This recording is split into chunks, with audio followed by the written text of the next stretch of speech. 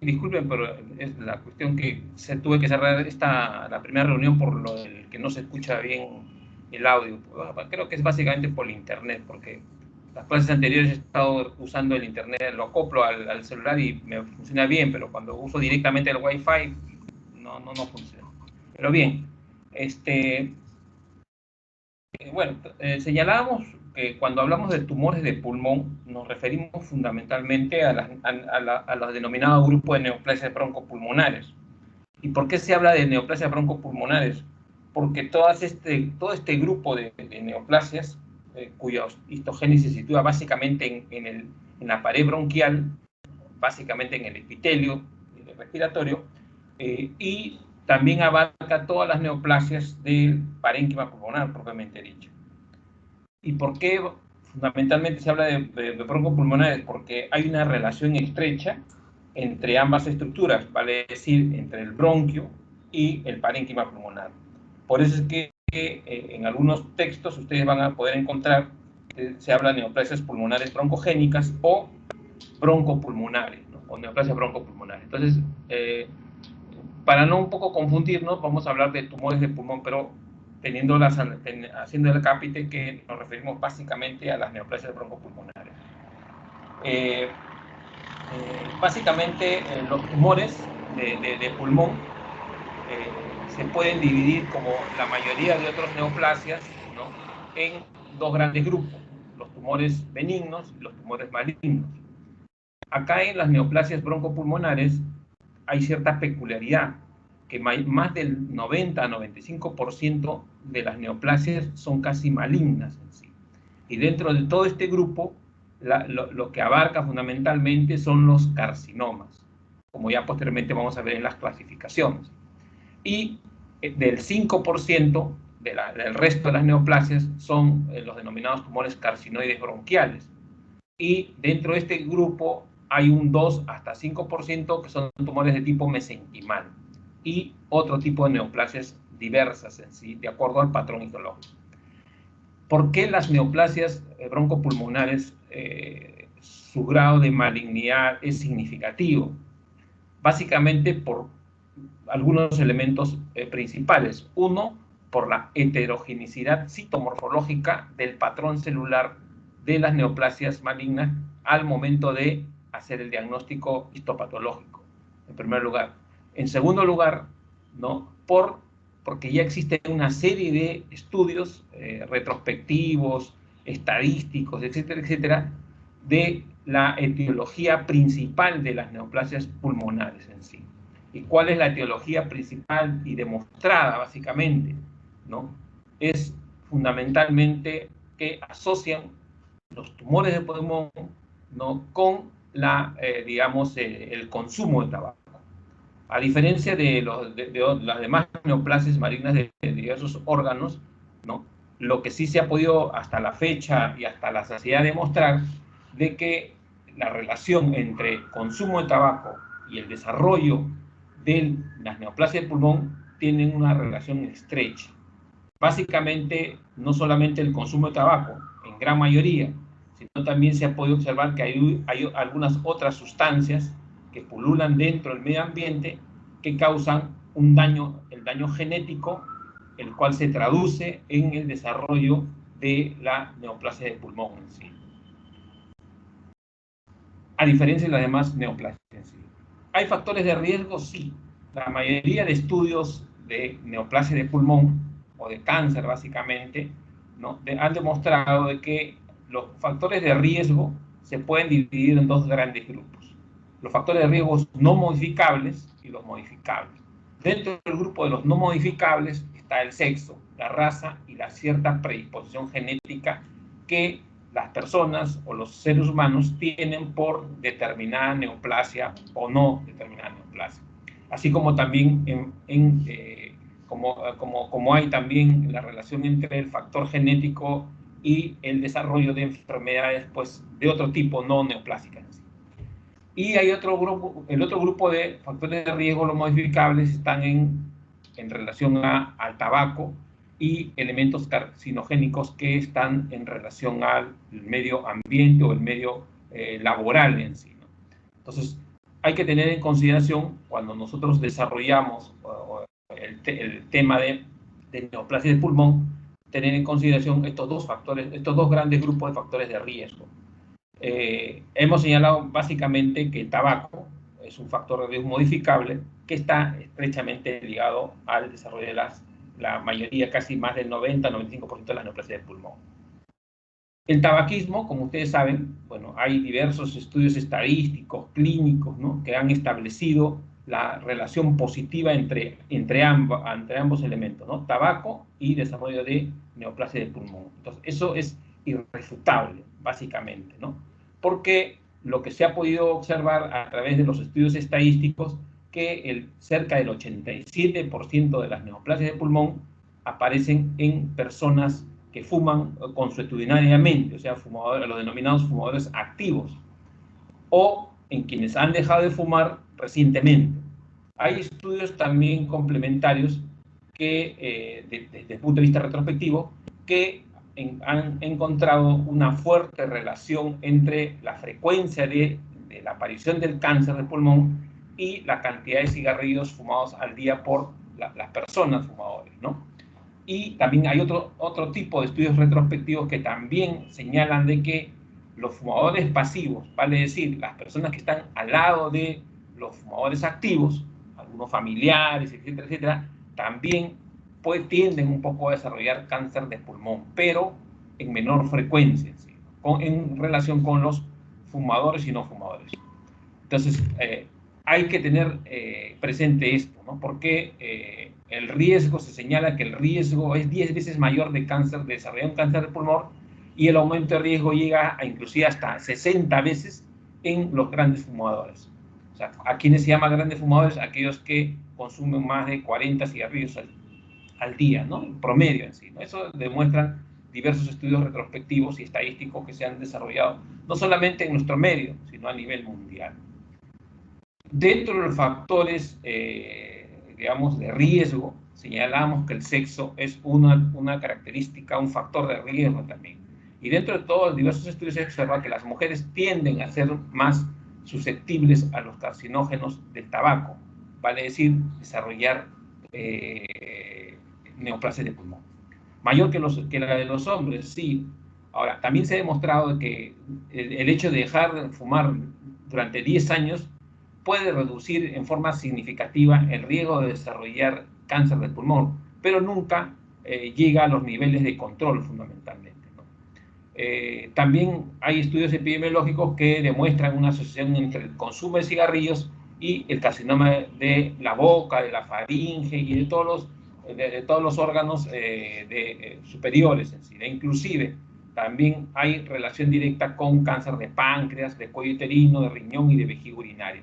Entonces, cuán importante es saber, digamos, en forma clara, el factor etiopatogénico de diversos cánceres o neoplasias de diversos órganos, pero fundamentalmente el que está en relación directa es el cáncer de pulmón o los tumores de pulmón, tumores malignos.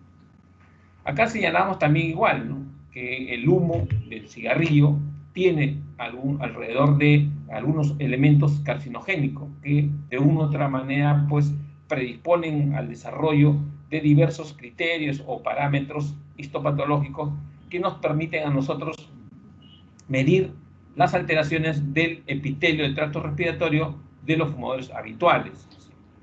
Entonces, se han podido observar de que hay lesiones, digamos, o procesos de adaptación celular, ¿no?, que se desarrolla antes de digamos, la evolución del cáncer de pulmón. Y se ha podido observar que el epitelio del tracto respiratorio de los fumadores habituales muchas veces, pues, en una primera etapa desarrollan lo que es metaplasia escamosa, que esta puede progresar y desarrollar una displasia de bajo grado en una primera etapa y después una displasia de alto grado, hasta poder llevar a un carcinoma in situ y finalmente un carcinoma invasivo. Entonces, el hecho de que estos procesos de adaptación celular conlleven a que se desarrolle una neoplasia maligna no significa de que toda metaplasia escamosa o toda displasia de bajo grado va a tender un poco a desarrollar en cáncer del pulmón, sino que va a depender mucho de todos estos factores, ¿no?, de riesgo, directos o no indirectos, de los que va a depender de estos para que la persona pueda desarrollar en mayor intensidad el cáncer o no pueda desarrollar o pueda revertir en forma significativa este tipo de procesos de adaptación celular en sí. Se han detectado más de 1.200 sustancias dentro del humo del cigarrillo, ¿no?, sustancias carcinogénicas que tienen alto contenido carcinogénico. Entonces, miren, 1.200 sustancias en el humo del cigarrillo. Entre ellas, básicamente, pues, por ejemplo, los hidrocarburos aromáticos, como el benzopireno, que es una sustancia netamente, pues, carcinogénica, forma parte del humo del cigarrillo, así como algunos derivados del fenol también. También se ha podido, dentro de estas 1.200 sustancias que se han podido detectar en el humo del cigarrillo, se han podido también aislar elementos que tienen cierta radiactividad, como el carbono 14, el potasio 40, ¿no?, y algunos otros elementos contaminantes como el arsénico, el níquel, ¿no?, etcétera, etcétera, que de una u otra manera repotencian el grado de, digamos, de daño tisular que va a originar todos estos elementos en el epitelio respiratorio, es decir, produciendo básicamente, finalmente, una neoplasia maligna de pulmón. Hay mecanismos genéticos que se alteran, sí, como señalábamos, ¿no? Hay diversos oncogenes dominantes, como el c-Myc o el KRAS, ¿no?, o el HER2-Neu, que son oncogenes que de una u otra manera se alteran y revelan fundamentalmente el daño tisular que se da en el epitelio respiratorio, en las células del epitelio respiratorio. Pero también hay otro grupo de genes supresores, ¿no?, tumorales deleccionados, básicamente, que tienen cierta inactividad, ¿no?, y que están presentes, lógicamente, en el desarrollo de una neoplasia maligna. Por eso es que cuando nosotros estamos frente a un tumor que estamos haciendo el estudio de inmunohistoquímica, nosotros en estos casos pedimos el P53, que es uno de los genes supresores que en forma significativa, de una u otra manera, va a dar positividad frente a estas células neoplásicas que han sido, pues, afectadas genéticamente. En ese sentido, en este lugar existen numerosos genes supresores, ¿no?, tumorales candidatos, ¿no?, que están en estudio básicamente, ¿no?, como el RAF-F1A y otros que todavía no se han identificado, pero que en los diversos estudios de la biología molecular que se hace en tumores de pulmón, están de una u otra manera contribuyendo a que se pueda tipificar o identificar a las neoplasias. Como verán, pues estas lesiones precursoras que hablábamos no necesariamente van a llegar a desarrollar una neoplasia en sí, ¿no? Va a depender mucho de cada caso y también de la predisposición genética que tengan las personas que desarrollen este tipo de neoplasias en sí. En ese sentido, señalamos que los tumores broncopulmonares o tumores de pulmón pueden clasificarse en dos grandes grupos, ¿no?, tumores malignos, tumores benignos.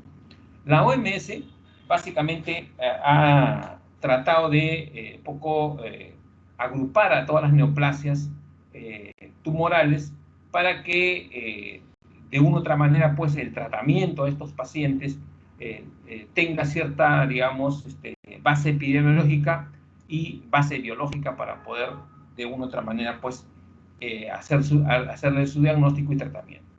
Entonces, hay diversas clasificaciones, pero una de las clasificaciones más histopatológicas del carcinoma broncogénico o de los broncopulmonares son las que dividen en algunos grupos, por ejemplo, ¿no? El primer gran grupo del carcinoma escamoso. En segundo lugar, el otro grande grupo es de los adenocarcinomas.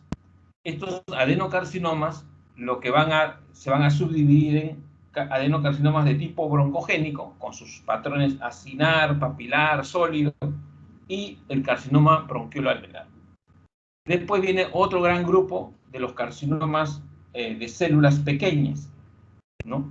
El otro gran grupo de carcinomas de células no pequeñas, células grandes, y hay una combinación, o sea, el carcinoma mixto, que tiene ambos patrones.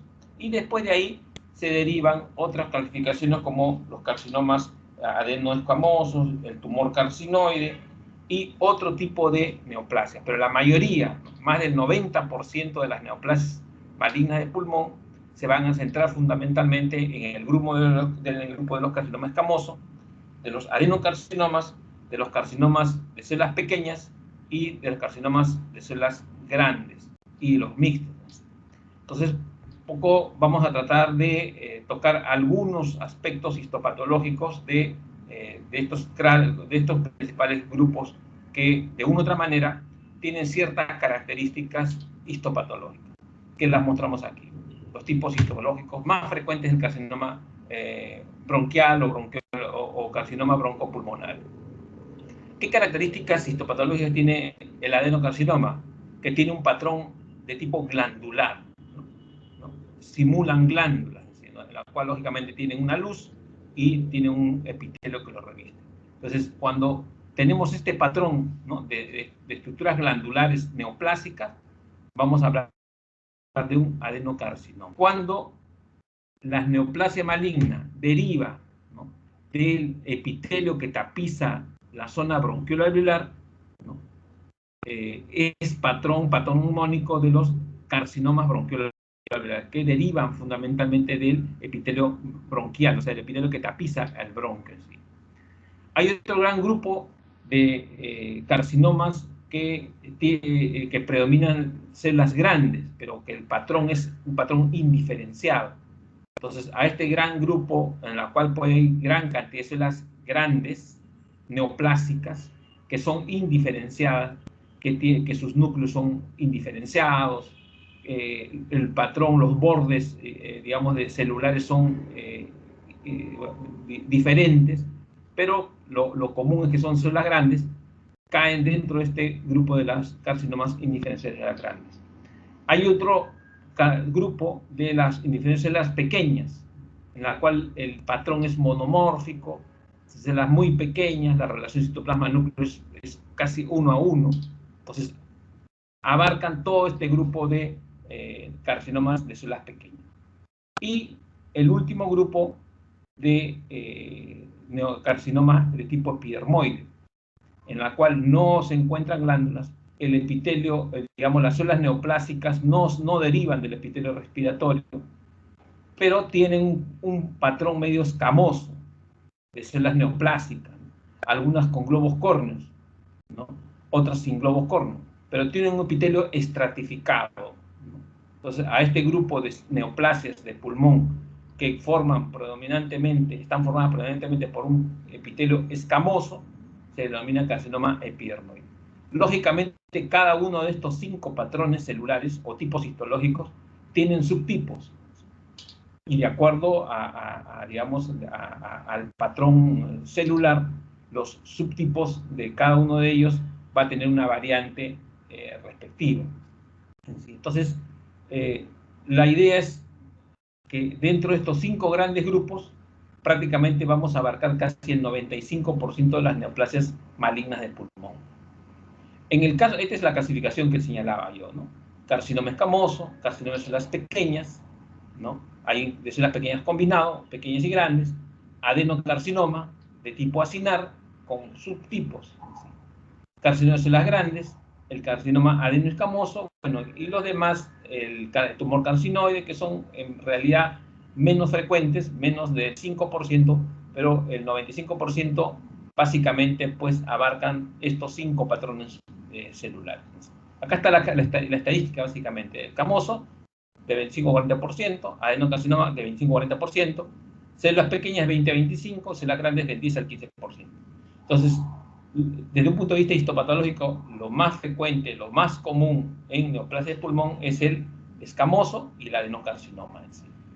Ahora, lógicamente, cada uno, cuando vamos a ver, ya posteriormente vamos a ver que tiene ciertas características macroscópicas y microscópicas, y tiene cierta predilección por una ubicación topográfica en el órgano en sí, en el pulmón.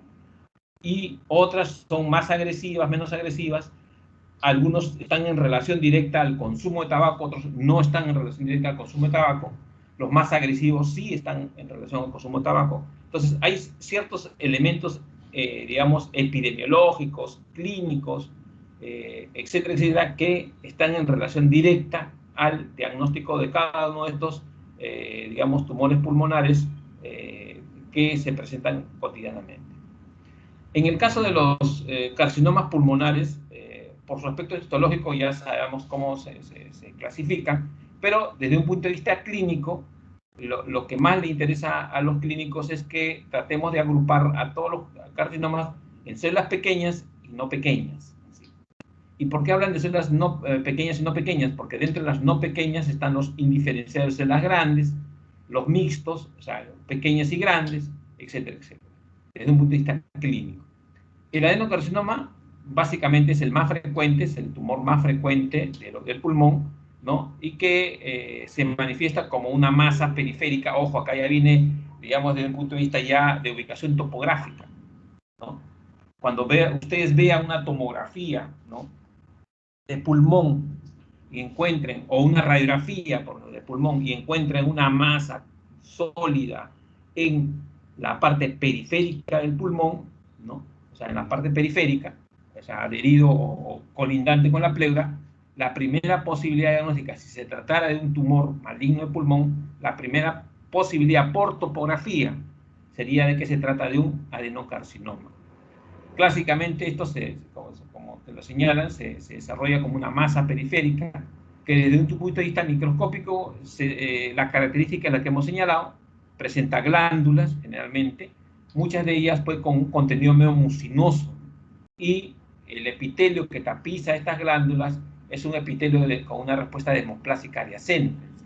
Entonces es característico. Entonces ya yo estoy viendo de que dentro de todo el grupo de los tumores de pulmón, los adenocarcinomas, tienen dos características importantes. Uno, que se desarrollan en la periferia del pulmón, y dos, que microscópicamente están constituidos básicamente por grandes formaciones de glándulas neoplásticas o atípicas, ¿no? Hay muchas de ellas productoras de mucina. Y aquí miren, acá hay una tomografía y una radiografía del pulmón, ¿no? Acá en donde vemos que hay un tumor específico, bien delimitado, pero que está situado en forma topográfica alrededor del pulmón. Entonces, ya después con los estudios se vio que era un adenocarcinoma, ¿no? Entonces, observar básicamente, ¿no?, en esta radiografía es de un paciente no fumador, ¿no? Se observa un adenocarcinoma de tipo periférico. Ahora, hasta ahí ustedes bien, pero dentro de los adenocarcinomas hay subtipos, ¿no?, el acinar, el papilar, etcétera, etcétera. Entonces, eso es lo que ya nosotros entramos a tallar los patólogos para poder identificar, tipificar los subtipos, básicamente para el tratamiento, propiamente dicho. Y esta es la microscopía. Microscópicamente, ¿no?, hay estructuras glandulares, ¿no?, formadas, ¿no?, en todo, digamos, el parénquima pulmonar, ¿no? Lógicamente es un adenocarcinoma moderadamente diferenciado. ¿Por qué? ¿Por qué moderadamente diferenciado? Porque todavía se conserva, se preserva la forma glandular. Ahora, cuando hablamos de un adenocarcinoma pobremente diferenciado o indiferenciado, por cuando ya prácticamente las estructuras glandulares desaparecen, ¿no? Hay un alto grado de anaplasia celular. ¿Qué es lo que caracteriza microscópicamente a este adenocarcinoma moderadamente diferenciado? Miren, en el citoplasma de las células tumorales, en estas de acá, ¿no?, pueden hallarse gotas de mucina, ¿no?, algunas, ¿no? Miren acá, esto rojito, gotas de mucina, ¿no?, y que es característico, digamos.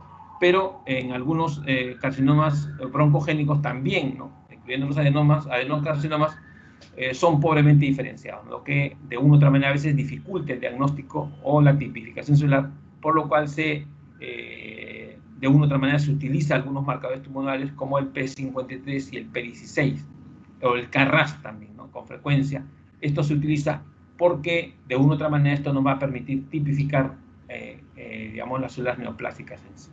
Miren, a mayor aumento, miren, células neoplásicas que están básicamente, esto sería la luz básicamente de una estructura glandular, ¿no? Acá prácticamente casi no hay, ¿no?, una cierta luz. Y miren todas estas células neoplásicas, ¿no? grandes, con núcleos hipercromáticos, la relación núcleo está alterada, inclusive hay algunas mitosis, ¿no? Mitosis y células neoplásicas. Esto evidentemente es un adenocarcinoma, ¿no?, moderadamente diferenciado, ¿no? La luz que está prácticamente obliterada parcialmente por células neoplásicas y las estructuras glandulares que forman parte del adenocarcinoma. El carcinoma bronquioalveolar también es una forma poco frecuente del adenocarcinoma, ¿no? Cuando hablamos ya, este es otro patrón, básicamente, que está dentro del adenocarcinoma. Pero, a diferencia del adenocarcinoma propiamente dicho, el bronquioalveolar se deriva o se desarrolla de las zonas bronquioalveolares terminales. Básicamente, ¿cómo se presenta? Se presenta como nódulos únicos o múltiples, pero con una consolidación tumoral difusa, similar a la de una neumonía. O sea, es difuso, a diferencia del adenocarcinoma propiamente dicho. ¿Sí? Desde un punto de vista histológico, ¿no?, hay células tumorales bien diferenciadas, ¿no?, en la zona alta o también células en las zonas columnares, ¿no? En consecuencia, estas células, básicamente las columnares, son productoras de un material mucinoso, o sea, de la mucina, que a lo largo de los tabiques celulares, que de una u otra manera están conservados o preservados, forman como una especie de proyecciones papilares, que es lo característico del carcinoma bronquioalveolar. Desde un punto de vista epidemiológico, se ha podido observar que tanto en varones y mujeres habitualmente pues, se desarrolla. Y lo característico es de que este carcinoma bronquioalveolar no se asocia en forma directa con el uso de tabaco en sí. Entonces, es otra característica epidemiológica.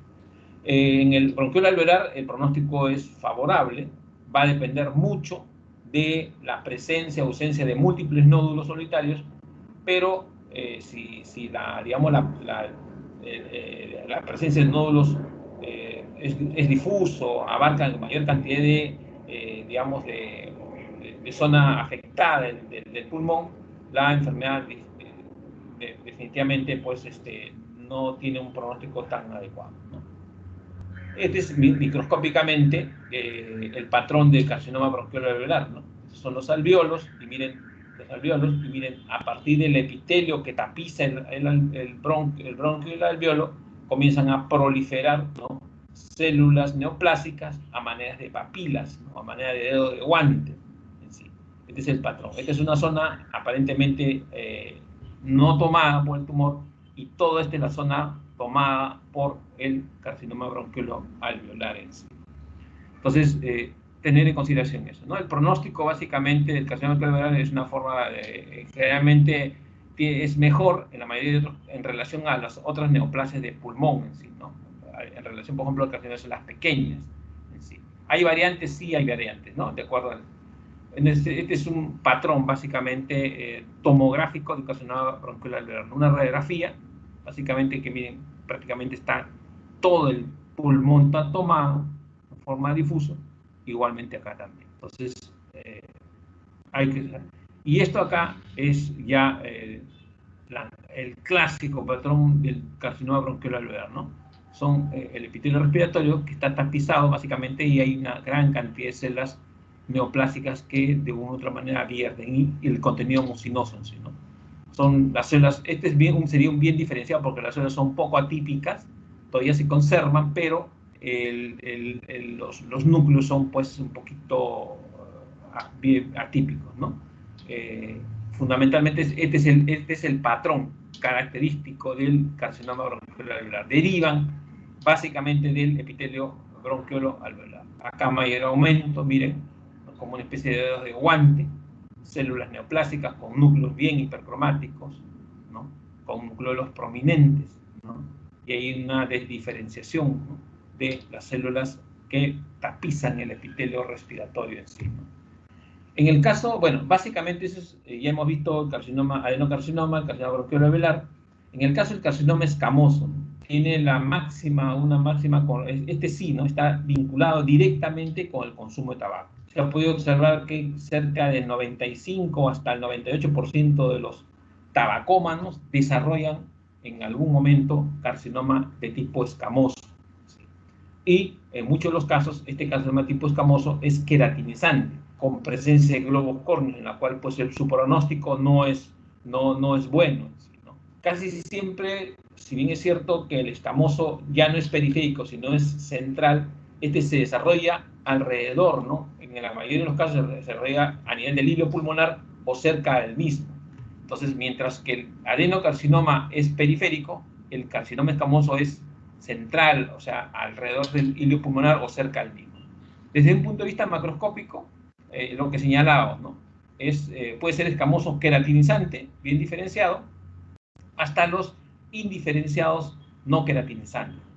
Entonces hay como una especie de combinación entre queratinizado y no queratinizado, y bien diferenciado o pobremente indiferenciado o anaplásico.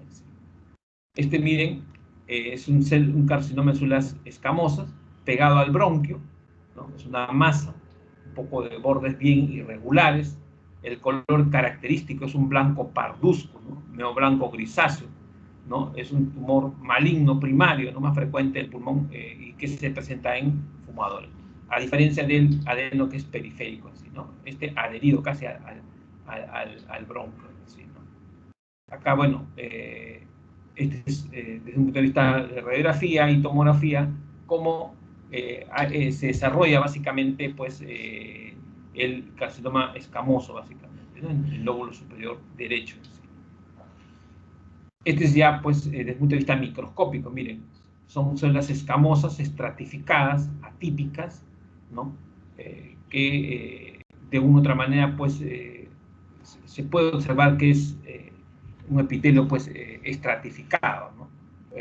Cargado de queratina, ¿no? En muchos de los casos, ¿no? Se puede observar algo de queratina. Acá no se ve claramente el globo córneo, pero sí ciertos grados de queratinización. ¿Sí? A menudo, generalmente, los escamosos tienen que recordar que está asociado básicamente a ciertas mutaciones que se dan en los genes P53 y P16. Por eso es de que cuando estamos en duda con el diagnóstico desde el punto de vista histopatológico, recurrimos a los marcadores tumorales para poder pues, identificar a través de ellos y hacer el diagnóstico final de carcinoma escamoso. ¿Sí? Este es un patrón esta es una foto de un carcinoma escamoso, un carcinoma epidermoide, ¿no? Bien pobre, medianamente diferenciado, ¿no? Y que en algunos casos, como que simulan la presencia de globos córneos, ¿no?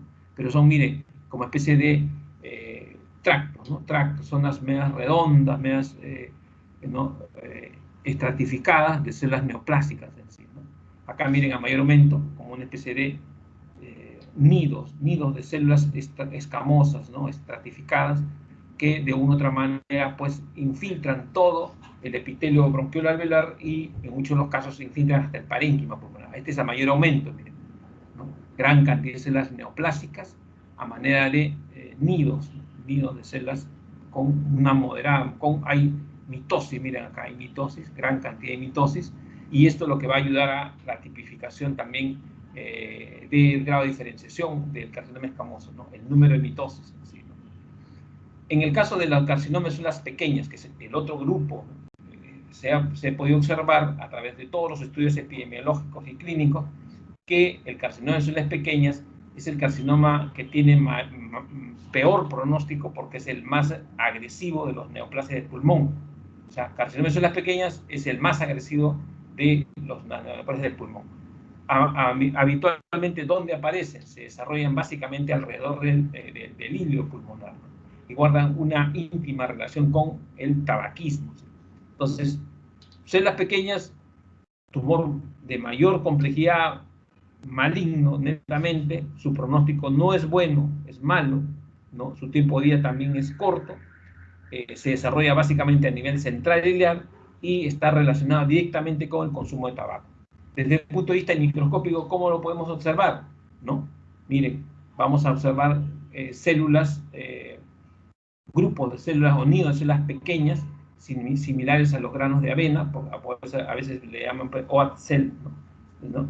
Y con la relación citoplasma está pues casi 1 a 1, y no hay diferenciación escamosa ni de glándulas, o sea, no se observan glándulas ni epitelio estratificado en sí. Son células pequeñas, ¿no? Que desde el punto de vista inmunistoquímico muestran positividad para ciertos marcadores neuroendocrinos, y que casi siempre estos tumores de carcinoma de células pequeñas están asociados fundamentalmente a síndromes paraneoplásicos en sí. Macroscópicamente se presenta así, es un tumor difuso, ¿no? Muy multinodular, multinodulado, ¿no? Que abarca fundamentalmente gran cantidad del parénquima pulmonar con la zona iliar, miren acá, ¿no? Alrededor de la zona iliar, y que se extiende básicamente hacia el parénquima pulmonar, ¿no? O sea, es el denominado, pues, el cell carcinoma, ¿no? Carcinoma de células pequeñas, ¿no? Tiene una diseminación muy extensa, muy digamos, agresiva. La superficie del corte, cuando hacemos un corte del tumor, propiamente dicho, es especie de medio blando, medio carnoso, multilobulado, ¿no? El color blanco parduzco, medio amarillento en sí, ¿no? ¿Qué es lo que origina este tumor cuando crece? Origina, pues, una obliteración de la luz del bronquio principal, y lógicamente, pues, un colapso del pulmón a distancia.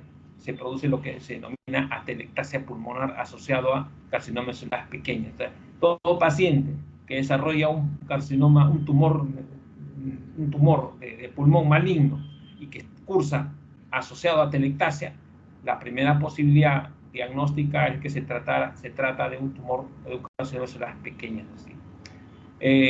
Lo que se ha podido observar es que estos pacientes, pues, si se trata en una forma inicial, responden parcialmente a la cirugía radical y asociada con la quimioterapia y radioterapia, ¿no? Pero el pronóstico va a depender mucho del grado de agresividad y, digamos, el daño que va a producir en el parénquima pulmonar y en el epitelio bronquial en sí, ¿no? Acá miren, este es microscópicamente una carcinoma de células pequeñas, células cell, son como nidos, como una especie de un manto de células, digamos, pequeñas, neoplásicas, ¿no? Acá miren, a mayor aumento, es la misma foto, pero a mayor aumento, son células pequeñas como nidos, ¿no? Como especie, como manadas, ¿no? De células que de una u otra manera, pues, la relación citoplasma-núcleo está estrecha, ¿no? Casi es 1 a 1, ¿sí? Y tiene todas las características de células neoplásicas en sí, ¿no? Acá miren otra microfotografía desde el punto de vista microscópico, células pequeñas de los cell carcinoma, ¿no? Que son células azulinas, ¿no? Lo que ya hemos señalado básicamente, ¿no? Estas responden casi siempre al P53 y al BCL2. Entonces, hay, digamos, kit de marcadores tumorales que nos permiten a nosotros también hacer el diagnóstico histopatológico. En el caso de carcinoma de células grandes, que es otro gran grupo dentro de las neoplasias malignas de pulmón, ¿no? Básicamente, pues, representan carcinomas muchas veces con doble componente histológico, ¿sí, no? Se pueden confundir con carcinomas epidermoides o con adenocarcinomas mal diferenciados o pobremente diferenciados, ¿sí? Hay algunas variantes de carcinomas de células grandes en la cual podemos encontrar células claras o células gigantes. Entonces, por eso es que en muchos de los casos, los tumores de los carcinomas de células grandes, ¿no? Tienden un poco a presentar más de un patrón celular, ¿no? Entonces, estos son los tumores de pulmón que tienen su grado de heterogeneidad citomorfológica es alto o es significativo, a diferencia del adenocarcinoma, del carcinoma escamoso y de células pequeñas, ¿no? Entonces, lo que se ha podido observar también que es aproximadamente estos tumores tienen un patrón mixto o combinado, ¿no? De de más de uno de los componentes histopatológicos que hemos señalado en sí, ¿no? Ahora, ¿cuáles son las manifestaciones clínicas de todas las clases de pulmón? ¿Sí? Básicamente, en forma, desde un punto de vista ya oncogénico, desde un punto de vista oncológico, ¿sí? Que son neoplasias agresivas, ¿no? Son insidiosas, ¿no? De forma típica en muchos de los casos. Se descubren casi siempre en pacientes de entre 50 y 60 años. Bueno, ahora último se está digamos, los cánceres de pulmón básicamente están encontrados a partir de los 40 años, ¿no? Y lo importante es que estos pacientes tienen una sintomatología de varios meses, inclusive de años. ¿Cuáles son las quejas principales? Son pacientes que debutan con tos persistente, ¿no? 75%, pérdida de peso, dolor torácico y disnea en sí. Entonces, paciente que ustedes observen que tiene tos persistente por varios meses, pérdida de peso, dolor torácico y disnea, una de las posibilidades diagnósticas es que puedan pensar en que es portador de una neoplasia maligna de pulmón. Por lo tanto, de frente, nomás hay que, desde un punto de vista clínico, hacerle todos sus exámenes y con una tomografía o con una, básicamente una radiografía de pulmones bien hecha, podemos poco detectar o identificar. De ahí cursamos toda la parte, digamos, de los exámenes auxiliares y se termina en una biopsia, básicamente. Muchos de los carcinomas de pulmón, como señalamos hace un momento, se asocian básicamente a un sinnúmero de síntomas paraneoplásicos en sí. Algunos de ellos pueden preceder al desarrollo de esta lesión pulmonar visible y otros no, otros cursan paralelamente. Entonces hay que tener en consideración básicamente que algunos factores hormonales alterados pueden estar en relación directa al desarrollo de estas neoplasias. Una de ellas, por ejemplo, la hormona antidiurética, cuya secreción inapropiada puede provocar hiponatremia y por lo tanto esto clínicamente está en relación directa a la manifestación de una neoplasia de pulmón. ¿Sí? Hay otras manifestaciones sistémicas del carcinoma de pulmón, ¿no? Pero están relacionados con una serie de síndromes. ¿Sí? Entonces, pero tener en consideración que los síndromes paraneoplásicos muchas veces están asociados directamente o indirectamente al desarrollo de las neoplasias de pulmón, básicamente neoplasias malignas en sí. También hay otro, por ejemplo, hay lo que se ha podido observar que las neoplasias de pulmón, pero que se desarrollan en las zonas apicales, pueden o están en relación directa al síndrome de Horner, ¿no? O sea, esos pacientes que presentan enoftalmia, tosis palpebral, miosis y una anhidrosis, ¿no? En el mismo lado de la lesión. Eso es característico que se ha podido un poco observar dentro de los estudios, digamos, que se han realizado en este tipo de pacientes. Hay otros tumores también que están asociados básicamente con los tumores Pancoas, ¿no? Hay unas neoplasias que están vinculadas directamente. La evolución de los tumores de pulmón va a estar en relación directa al estadiaje al momento de hacer el diagnóstico, ¿no? Y la supervivencia, la tasa de supervivencia, la intervención quirúrgica, etcétera, etcétera. Todos estos elementos, ¿no? Coadyuvantes a la presentación al desarrollo de un tumor de pulmón van a estar vinculados directamente a la estadía que se le va a aplicar al tumor de pulmón propiamente dicho. En este caso, miren, macroscópicamente, el carcinoma de células grandes se debuta como una masa periférica también en un paciente fumador, ¿no? Y que lo característico es de que este paciente presentaba pues cuadros de enfisema pulmonar.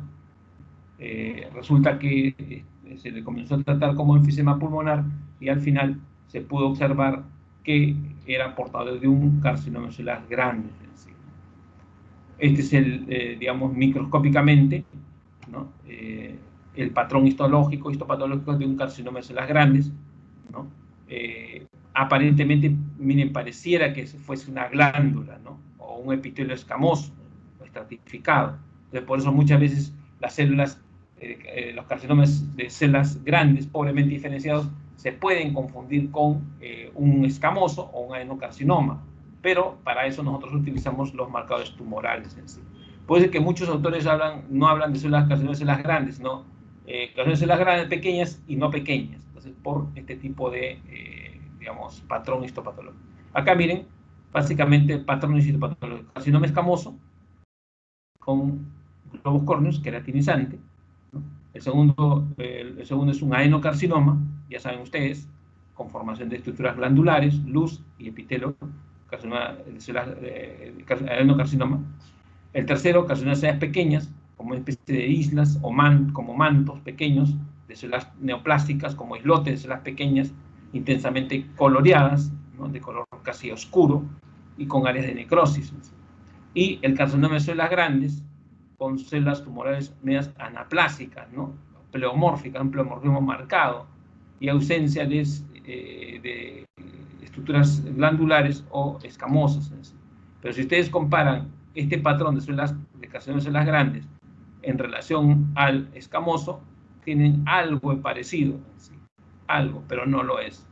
Igual acá también, algunas pueden simular estructuras glandulares, pero lo característico es de que presenta un pleomorfismo celular marcado, ¿no?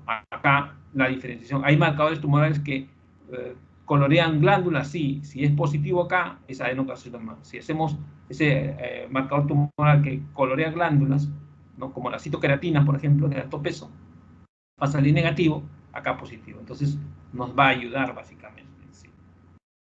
Ahora, lógicamente, en toda neoplasia broncopulmonar, la citología juega un rol importante en esto. ¿Y por qué juega un rol importante? Porque a través de una punción, digamos, pleural o pleuroparenquimal, nosotros podemos hacer un extendido y si nosotros manejamos en forma adecuada el patrón citológico, podemos hacer el diagnóstico a través de una citología, de un extendido citológico, ¿no? En el caso de los tumores carcinoides, ¿no? Casi siempre, bueno, representan al otro grupo, un pequeño grupo, entre el 1 y el 5% de todos los tumores pulmonares, tienen una diferenciación neuroendocrina, tienden un poco más. O sea, la mayoría de pacientes que son afectados tienen menos de 40 años de edad. Y la incidencia en ambos sexos igual, ¿no? Se ha podido observar que los tumores carcinoides, entre el 20 y 40% de estos pacientes no son fumadores, ¿no? Y hay otro grupo que sí, de una u otra manera, se tiende un poco a desarrollar estos tumores carcinoides, los fumadores en sí. Tienen un patrón están relacionados directamente a mutaciones del gen P53, ¿no? Y del BCL2. Por eso es que cuando estamos frente a un patrón de tipo carcinoide, utilizamos el P53 y el BCL2 como marcador tumor para poder identificar o tipificar, siempre y cuando el patrón citológico es un patrón atípico en sí. Macroscópicamente, ¿cómo se caracterizan? Son masas intrabronquiales de forma polipoide, ¿no? Vascularizadas, que miden menos de 4 centímetros. Entonces, tienen un patrón macroscópico característico diferente al adenocarcinoma, diferente al carcinoma de células grandes. Microscópicamente está constituido básicamente por nidos o cordones de células redondas, pequeñas y uniformes, diferente al de células grandes y también diferente al de células pequeñas, ¿no? Y son similares a los carcinoides intestinales, es decir, tumor carcinoide tipo intestinal. Algunos de ellos, los carcinoides, muestran cierta tipicidad, hay mitosis o pleomorfismo de una u otra manera, pues leve o moderado, básicamente. Acá miren, este es un patrón citológico, histopatológico de carcinoma, tumor carcinoide. Son masas medias redondas, medias esféricas, pálidas, que digamos, prácticamente rodean o abarcan a todo un grupo de células de aspecto carcinoide, de forma que tienen un patrón medio uniforme y redondeadas, ¿no? Este es diferente a las células pequeñas, porque las células pequeñas no tienen esta delimitación, ¿no? De como un especie de tejido conectivo en sí, ¿no? Acá viene mayor aumento, el carcinoma de tipo bronquial, ¿no? Pareciera que es un patrón medio, digamos, en sábana, ¿no? Pero lo característico es que es bien circunscrito, ¿no? Y surge de la pared bronquial, ¿no? Y se compone de células pequeñas, azules, pero uniformemente, ¿no? Sí. Acá, bueno, esto es básicamente el tumor carcinoide. Y hay otro tipo de tumores que siempre tener en consideración, que está dentro menos del 5%, que son las metástasis, digamos, a pulmón, básicamente. Entonces, tener en consideración dentro de este grupo pequeño las metástasis. ¿Y en quiénes, qué órganos básicamente son los que dan metástasis a pulmón? En primer lugar, contiguos. En mujeres, de cajón, es tumor de mama. Y en hombres, tumor de próstata. Entonces, hay cierta, digamos, correlación entre el desarrollo de tumores primarios que pueden hacer secundarismo al parénquima pulmonar. Entonces, ¿a través de qué vía? A través de la vía linfática, hematógena, ¿no? Pueden llegar, digamos, a hacer metástasis. Entonces, tener en consideración básicamente digamos, los tumores metastásicos en pulmón.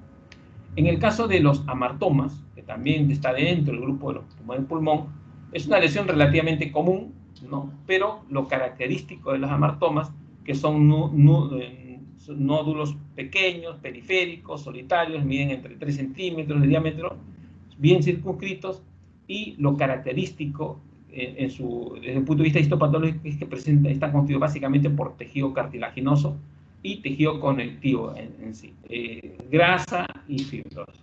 Entonces, el amartoma básicamente se conserva para designar una lesión, pero esta puede abarcar a varias lesiones que tienen ciertas características y que entre ellas es que muchas veces se consideran tejidos, digamos, congénitos, pero un poco atróficos en sí, ¿no? Que progresan en forma aberrante a través de la asociación con alteraciones de algunos, digamos, genes en sí. Son masas bien delimitadas, como esta de acá, ¿no? Igualmente en la tomografía, pero lo característico es esto, que dentro de su estructura histopatológica está formada por cartílago, componente glandular y tejido conectivo vascularizado. Pero estas células no son células malignas en sí, ¿no? Que de una u otra manera en algún momento pueden malignizarse, sí, pero casi siempre su patrón del amartoma es una neoplasia compuesta básicamente por más de un patrón celular diferente, por más de un patrón de tejidos, ¿no? Diferentes tejidos en sí. Pero todos proliferan como una masa desordenada. En el caso de tumores metastásicos, ya hemos señalado básicamente que son básicamente las vías de diseminación es a través de hematógena y linfática, ¿no? Y que los órganos o tejidos de los cuales se derivan casi siempre son de pleura, puede ser mama, próstata e inclusive algunos otros elementos como, por ejemplo, de esófago, etcétera, por continuidad. Lo característico de los tumores metastásicos es que prácticamente están constituidos por múltiples nódulos, ¿no? Como una especie de un racimo, como una especie de un árbol de Navidad, que está constituido por varios nódulos pequeños, medianos y grandes, y los grandes con marcada necrosis central en sí, ¿no? Entonces, es lo característico de los tumores metastásicos en pulmón, ¿no? Son lesiones bien definidas, ¿no? Múltiples, ¿no? Que tienden un poco a desarrollarse en la parte periférica del pulmón, eso no significa que para en la parte central, y que están constituidos básicamente por tejido necrótico central en sí. Bien, eso en relación a tumores de pulmón. Vamos a tratar de desarrollar rápidamente porque hay otras lesiones, digamos, lesiones pleurales que tocan, y lo que tengo entendido cuando hablamos de lesiones pleurales, fundamentalmente hay el patrón o digamos, el esquema fundamental o el signo característico es el derrame pleural, ¿no? Entonces, ¿qué significa derrame pleural? Es cuando hay presencia de líquido en la pleura propiamente dicho, ¿no? Después también hay lo que se denomina el neumotórax, ¿no? En la cual pues el mismo espacio pleural ya no está ocupado por líquido, sino por aire. Y cuando hablamos de hidroneumotórax es que hay ambos elementos, el aire y el líquido. Entonces, dentro de digamos, las patologías pleurales también hay que tener en consideración el engrosamiento pleural, que está relacionado con lo que denominan paquipleura, y finalmente con la presencia del desarrollo de tumores pleurales. Entonces, cuando hablamos de lesiones pleurales nos referimos básicamente a aquellas que se desarrollan por, digamos, la ocupación del espacio pleural por estos elementos, o el engrosamiento de las pleuras por estos dos elementos fundamentales. Yo me voy a centrar básicamente a los tumores de pleura, fundamentalmente, pero tener en consideración esto, ¿no? La pleura visceral y el pleura parietal, porque es a partir de ahí en la cual pues, este tipo de células van digamos, a generar cierto patrón atípico y desarrollar los determinados tumores, como es el mesotelioma propiamente dicho. Pero acá también hay que tener en consideración también diagnósticos diferenciales, porque no necesariamente hacer el diagnóstico de mesoteliomas es fácil. Pero antes de tocar ese tema, sabemos que la pleuritis es la inflamación de las hojas pleurales, que puede ser acompañada por derrame pleural o sin derrame pleural. Entonces, todo paciente que ustedes tengan, que hace un derrame pleural, tenemos que pensar en dos posibilidades. Una, que sea un proceso inflamatorio, infeccioso, o que sea un proceso neoplásico. Así. Entonces, en esas dos. Ahí ya entra a tallar la epidemiología, la historia clínica, todo lo que ustedes saben, básicamente. Pero paciente con derrame pleural, dos cosas. O es inflamatorio, infeccioso, o es neoplásico. Así. Entonces, esas dos cosas clarísimas. Así. Como decía, el derrame pleural es un problema básicamente muy frecuente para los médicos generales como para los especialistas, ¿no? Se estima que el 25% de las consultas en neumología tienen un problema relacionado a la pleura, que puede ser una enfermedad pulmonar. El derrame pleural puede surgir por una enfermedad pulmonar, por una enfermedad propiamente de la pleura o por una enfermedad extrapulmonar. Entonces, considerar eso. ¿Cómo nosotros podemos diferenciar uno que el del otro? Es por el tipo de, digamos, exudado o trasudado. Eso es lo que nos ayuda fundamentalmente. Si ustedes saben un poco leer, ¿no? O digamos la macroscopía de un trasudado y de un exudado, cuando ustedes hacen una punción pleural, eso les va a ayudar frecuentemente. ¿Y por qué? Porque los trasudados son característicos de insuficiencia cardíaca, cirrosis, y hipoalbuminemias y diálisis peritoneal, ¿no? Menos frecuente en esto. En cambio, los exudados, ¿no? Están en relación directa con las metástasis y mesotelioma, tumores malignos, ¿sí? En algunos casos con procesos infecciosos como tuberculosis, etc. Pero casi siempre el trasudado está relacionado con patologías de este tipo y el exudado con patologías de tipo pleural, propiamente dicho, neoplasias, ¿sí? ¿Hay, digamos, una diferencia entre trasudado y exudado? Sí, ¿no? La causa, básicamente, por ejemplo, en cáncer, el trasudado no es evidente, en cambio es un exudado. O sea, en embolia pulmonar, algunas veces. Por ejemplo, en una enfermedad viral, igual. Entonces, hay un comportamiento, digamos, del líquido pleural en un derrame a través de su macroscopía, si es trasudado o exudado. Entonces, cada uno tiene un comportamiento así propio, así, que nos va a ayudar en forma directa o indirecta a plantearnos diagnósticos diferenciales. Esta es una radiografía básicamente de tórax, y la pregunta es, ¿hay derrame? ¿No hay derrame? Sí, eso, bueno, eso ya lo saben o lo van a saber. Básicamente, en un derrame casi siempre los ángulos costodiafragmáticos son digamos, los comprometidos, sino acá ha desaparecido básicamente el ángulo costodiafragmático y por lo tanto pues sí hay un derrame. Otra característica que dentro de los derrames nos quitamos a los derrames de tipo inflamatorio infeccioso y nos quedamos con los derrames pleurales de tipo maligno. El cáncer de pulmón, el 40% de los derrames malignos están asociados a cáncer de pulmón. Vale decir de que prácticamente casi llega al 50%, ¿no? Seguido del cáncer de mama, que también cuando cursa con derrame pleural, el cáncer de mama, el cáncer de ovario, el cáncer gástrico y los linfomas también desarrollan derrame pleural de tipo maligno. Entonces, tener en consideración estos 5 diagnósticos de neoplasias para poder asociarlos a un derrame pleural de tipo maligno, ¿sí? Bueno, el neumotórax ya ustedes saben que el neumotórax que también es una lesión, una patología de tipo pleural asociada a la presencia de aire, que se despliega en la pleura parietera visceral y provoca un colapso pulmonar, ¿sí? Los tipos traumáticos pueden ser por un golpe, iatrogénico por una punción mal hecha pleural, y los neumotórax pueden ser espontáneos de tipo primario y atención, básicamente cuando uno posee un mecanismo valvular que permite la entrada de aire a la cavidad pleural y con cada inspiración, pero no le permite no le permite la salida de la inspiración, ¿no? Entonces, hay tipos de neumotórax, ¿sí? En el caso de los tumores pleurales, casi son infrecuentes, pero la mayoría deberían de la pleura, no son metastásicos, que si bien es cierto hay un pequeño grupo de tumores metastásicos a pleura, pero la mayoría deberían de la pleura.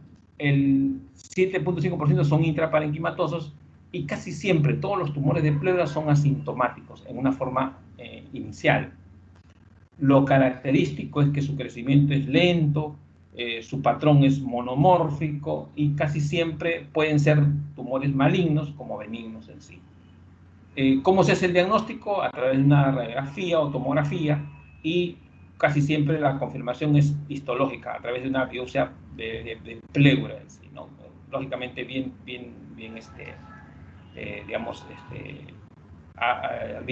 realizada, ¿no? Hay criterios histológicos de malignidad, ¿no? Hay, de acuerdo a la cantidad de mitosis, a la invasión vascular, a la tipia nuclear, a la presencia de necrosis, ¿no? Ahí son 5 criterios histológicos de malignidad de England que nos permiten a nosotros tipificar a los tumores malignos de pleura. No son tan fáciles de diagnosticar, ojo. Yo les voy a decir por qué. Porque muchas veces un engrosamiento pleural difuso se puede confundir con un mesotelioma. Pero tener en consideración que el engrosamiento pleural difuso puede de una u otra manera estar asociado a, exposición a algunos elementos del medio ambiente o la presencia de neoplasia, en este caso mesotelioma maligno. ¿Qué es el mesotelioma? Es uno de los tumores más frecuentes, más comunes que se desarrollan en pleura, ¿no? Es poco frecuente, sí, pero que se desarrollan en pleura, sí. Casi siempre el 80% de los mesoteliomas malignos están asociados directamente a aquellos pacientes que se han expuesto al asbesto en sí. El periodo de latencia del cáncer es entre 20 y 50 años, el promedio es 35 años. Lo que se ha podido observar es que sí, el mesotelioma afecta muchas veces a ambas hojas pleurales, y que el diagnóstico básicamente en primera etapa es clínico por toda la sintomatología que presenta, radiológico a través de la tomografía y a través de la biopsia o de un aspirado pleural, de líquido pleural, podemos hacer el diagnóstico de mesotelioma. ¿Hay factores de riesgo? Sí, la exposición al asbesto, ¿no? También se puede observar que hay cierta alteración de los protoncogenes, como el C6, que este protoncogen tiene una sobreexpresión en los macrófagos alveolares de los pulmones fibróticos. Todo paciente que sufre fibrosis pulmonar en alguna oportunidad podría desarrollar pues, un mesotelioma de tipo maligno.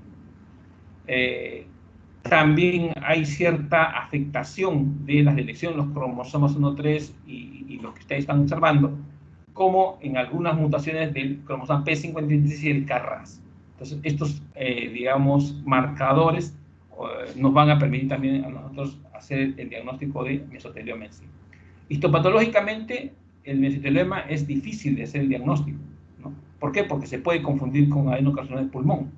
Pero ¿cuál es la diferencia? En que el adenocarcinoma de pulmón tiñe con mucina carmina, mientras que el mesotelioma no lo hace. Entonces nosotros, si utilizamos este colorante de mucicarmina, nos va a dar positivo para adenocarcinoma y negativo para el mesotelioma. Entonces nos va a permitir. Igualmente también la inmunohistoquímica, las citoquerastinas, ¿no?, de bajo peso, nos van a permitir a nosotros tipificar porque son positivas para el mesotelioma, a diferencia de lo que es de los adenocarcinomas que no lo distinguen. Entonces hay marcadores tumorales. En este caso, miren, acá, ese es el patrón de un mesotelioma maligno, miren, parecido a un adenocarcinoma, como una especie de glándula, pero nosotros con calretinina va a dar positivo a mesotelioma. Hay 3 variantes de mesotelioma. Hay la variante epitelial, que abarca más o menos el 60% de los casos, ¿no?, que ellos tienen 3 patrones: tubular, papilar y sólido, los mesoteliomas tipo sarcomatoide y el bifásico mixto. Entonces, como verán, pues no es un mesotelioma propiamente dicho, o sea, tiene varios subtipos y con patrón. El epiteloide tiene un patrón medio, arborescente, medio pseudoglandular, con un epitelio medio estratificado. ¿Sí? El mixto, vamos a poder observar un patrón medio estratificado con un patrón monomórfico. Y el sarcomatoide es aquel que presenta el predominio de células neoplásicas, son medio fusos celulares. Entonces hay 3 patrones celulares mesotelioma. ¿Sí? Acá, mire, a mayor aumento, como una especie de estructuras medio pseudoglandulares, ¿no?, pero también tienen un patrón medio de estructuras de células estratificadas. ¿Sí? Entonces, epitelioide, que se puede confundir lógicamente con un carcinoma escamoso, ¿sí?, ¿no? siempre y cuando pues esté pegado o adherido, porque ustedes saben, el escamoso es periférico. ¿Sí? El sarcomatoide, bueno, este no es tan, no se puede confundir. ¿Por qué? Porque está constituido básicamente por células fusiformes, pleomórficas, con un patrón desmoplásico marcado, y lo característico es que tiene presencia de tejido colágeno en sí, en muchos de los casos. Y el mixto tiene ambos componentes, epiteloide y sarcomatoide. Entonces, sí.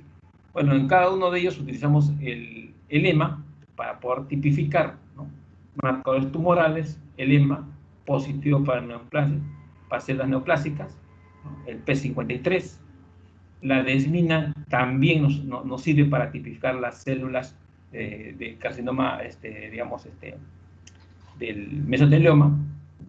Y finalmente tener en consideración y cuidado confundir un mesotelioma con un adenocarcinoma. Es característico, es clásico muchas veces confundirlo, pero acá entra ya la inmunohistoquímica con el TTF1 y otros marcadores que básicamente nos marcan las diferencias citológicas entre un adenocarcinoma y un mesotelioma. En el adenocarcinoma hay acúmulo de células, los bordes más suaves que el mesotelioma maligno, la relación núcleo-citoplasma es mayor que el mesotelioma maligno, la variación en tamaño y forma mayor que el mesotelioma maligno, hay vacuolas citoplasmáticas de mucina epitelial, y citoplasma es menos denso que el mesotelioma maligno. Las ventanas intracelulares es menor que el mesotelioma maligno. Entonces, miren todos estos criterios microscópicos que tenemos que tener en consideración para poder hacer la diferencia entre un adenocarcinoma y un mesotelioma. Con las características biológicas del mesotelioma es grandes acúmulos de células mayores de 50 células, bordes festionados, a diferencia de acá, bordes más suaves que el mesotelioma maligno. Las células de mayor tamaño tienen mayor citoplasma, acá la variación de tamaño de forma es mayor, ¿no? La variación núcleo-citoplasma es mayor que el mesotelioma maligno, el núcleo es mayor y tiene nucleolos.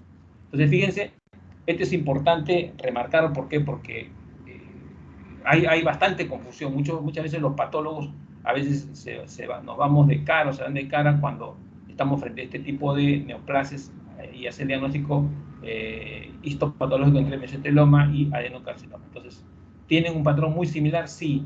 Inclusive el adenocarcinoma se parece mucho, ¿no? al mesotelioma de tipo un poco epitelioide, ¿no? O mixto, ¿sí? Entonces, tener en consideración eso, porque una cosa es el tratamiento para un adenocarcinoma pulmonar y otra cosa es el tratamiento para un mesotelioma maligno de pulmón. Ojo, hay mesotelioma de tipo benigno. No, eso no hay que tener claro, sí, pero un buen porcentaje de los mesoteliomas cuando se hace el diagnóstico son malignos. Bien, trata un poco de sintetizar básicamente todo lo que es tumores de pulmón y pleura. Es un capítulo grandazo, pero yo creo que tiene que quedar claro básicamente a nivel de las neoplasias de pulmón, esos 5 grandes grupos desde un punto de vista histopatológico, con todas las características epidemiológicas, clínicas, radiológicas y tomográficas, y principalmente histopatológicas, y el otro gran grupo de células de neoplasias de pleura que están dentro del marco del diagnóstico diferencial. Y finalmente, las neoplasias, las metástasis, así que se dan tanto en pulmón como en pleura. Entonces, como verán, es un capítulo interesante. ¿Por qué? Porque ustedes se van a chocar en la práctica clínica diaria con este tipo de neoplasias, porque los tumores del pulmón son el grueso de la patología pulmonar maligna, que comúnmente va a la práctica privada, o quien lo recibe en una primera etapa son los médicos generales. Entonces, bueno, lo que yo sí les invito a que sigan leyendo más de esto de acá, porque es un capítulo interesante, importante, pero es extenso. Bien, no sé si hubiese alguna pregunta, una aclaración, algo. Doctor, una consulta. Sí. ¿Hay alguna manifestación clínica diferente diferente a lo que se presenta en el caso de las neumonías a causa del consumo de tabaco, distintas manifestaciones respiratorias, que no sea una manifestación específicamente respiratoria en el caso de una persona que presente carcinoma de pulmón, porque yo he visto, bueno, en un caso de una persona que tiene, bueno, ha consumido tabaco en promedio desde los 16 hasta los 30 años aproximadamente, pero a los 30 años se presentó bueno, se le presentó una infección a nivel de los inferiores en la parte digital, en las terminaciones digitales, y luego de eso, en uno de los dedos, en el primer dedo del miembro inferior, le tuvieron que extirpar, bueno, no, le tuvieron que cortar el dedo, ¿no? Porque se le presentó una infección y luego de eso le hicieron el examen, la tomografía para saber si es que tenía algún cáncer de pulmón y no presentaba ningún tumor, ninguna anomalía en la tomografía. Luego de eso le hicieron un tratamiento, em, le dieron corticoides y, y la inflamación ya no continuó, pero se pasó a la parte de los miembros superiores, o sea, a las manos, ¿no? A la parte digital, y le tuvieron que extirpar nuevamente uno de los dedos de la mano.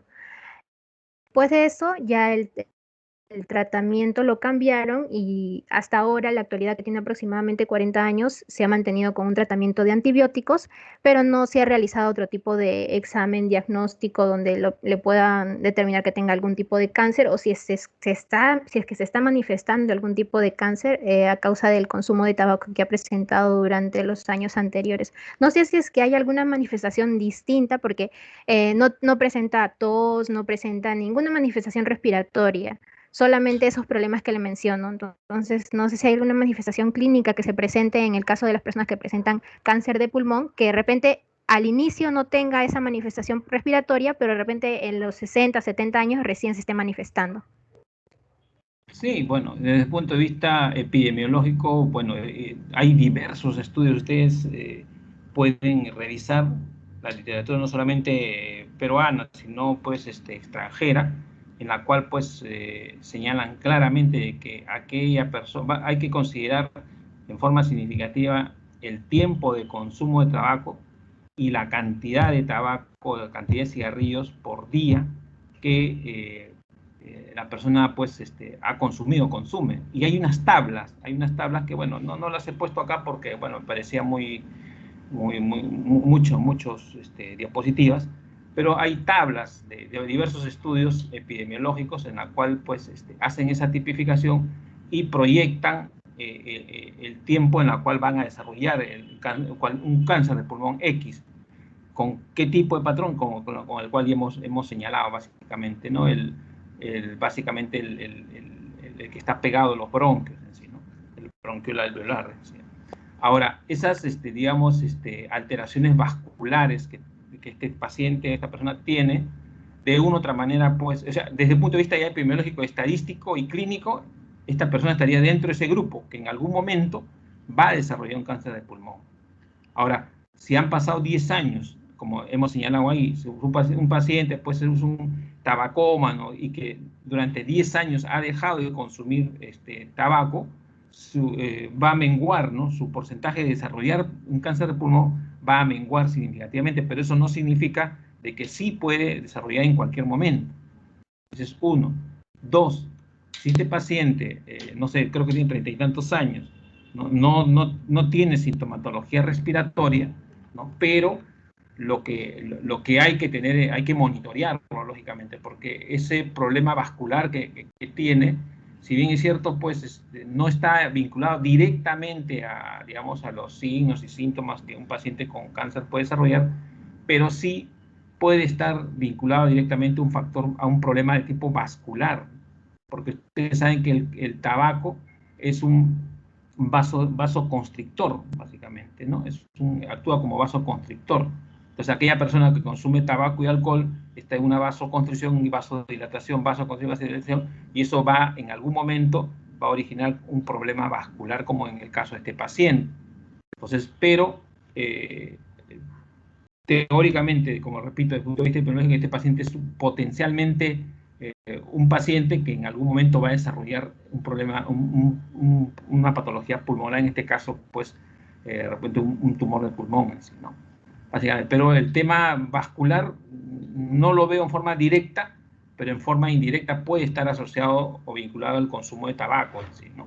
Sí. Ahora, puede tener otra patología, digamos, digamos, media ahí oculta, porque muchos pacientes, ustedes van a verlo, inclusive yo últimamente he visto muchos pacientes que aparentemente no son diabéticos, pero desarrollan una diabetes, ¿sí? ¿Y por qué? Por el consumo de carbohidratos y una serie de cosas. Entonces, en algún momento llega un momento donde se revienta básicamente o comienzan a desarrollar una diabetes, pero ya es muy tardía en sí. Pacientes con hipertrigliceridemia, etcétera, etcétera, son pacientes potencialmente que en algún momento desarrollan diabetes. Entonces, yo lo veo de esa manera, que esa patología vascular que tú me dices, por la cual ha llegado a una amputación inclusive de un dedo, ¿no? Ya me está hablando de un problema de insuficiencia, o digamos, de que llegue el oxígeno a esas zonas. Entonces, por lo tanto, si hay dificultad en el problema vascular, entonces en algún momento, como los pulmones también son bien vascularizados, puede estar, digamos, puede desarrollar esto. Pero, repito, por todos los datos estadísticos, los estudios, paciente con más de 10 años potencialmente va a desarrollar o podría desarrollar un cáncer de pulmón en sí.